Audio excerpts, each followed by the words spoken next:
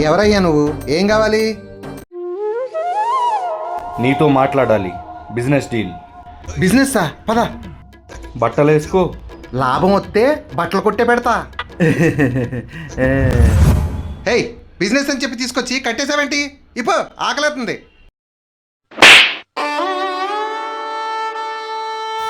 మీకు అసలు ఏం రైట్స్ ఉన్నాయండి మమ్మల్ని ఇంటికి తీసుకొచ్చి చంపడానికి?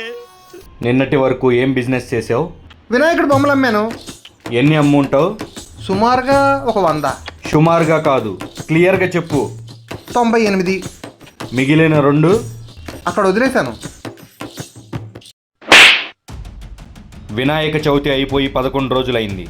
అంటే 11 రోజుల నుండి ఆ బొమ్మలు ఎండకి ఎండుతూ, వానకి తడుస్తూ, చెవులు రాలిపోయి, చేతులు విరిగిపోయి, నిర్జీవంగా రోడ్ల మీద ఉండిపోయినాయి. అమ్ముడు వాళ్ళందరూ అక్కడే వదిలేశాను. అయినా బొమ్మ అమ్మితే నాకు వచ్చేది 1000 రూపాయలు. వాటిని తీసుకెళ్లి గొడవలో పెట్టాలంటే 2000 రూపాయలు. 1000 రూపాయలు ఎందుకు బొక్క అని అక్కడే వదిలేశాను. మిగతా 98 బొమ్మలు అమ్మావు. ఒక్కొక్క బొమ్మకి 1000 రూపాయలు చొప్పున 98,000 మిగిలాయి. ఈ 2,000 లాస్ వస్తే ఏమన్నా ప్రాబ్లమా? కవర్ చేసుకోవచ్చు కదా. ఇది వ్యాపారం. భగవంతుణ్ణి నమ్ముకో, జీవితాన్ని ఇస్తాడు. అమ్ముకో, ధనాన్ని ఇస్తాడు. కానీ రోడ్డు మీద వదిలేస్తానంటే మాత్రం తోలు తీస్తాడు. మన ధర్మం గొప్పది. ఇలాంటి వెధవల వల్ల అది నాశనం అయిపోతుంది. ఎదుటివాడు మన ధర్మం గురించి ఏలెత్తి చూపించే రోజు ఎప్పటికీ రాకూడదు.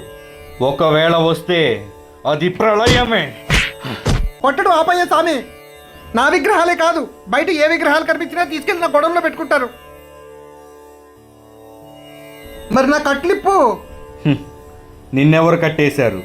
ఒకసారి ఆ కళ్ళు తెరిచి కలలోంచి బయటికి రా.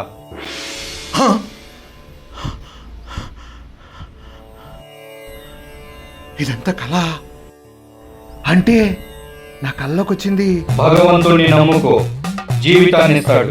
అమ్ముకో, ధనాన్ని ఇస్తాడు.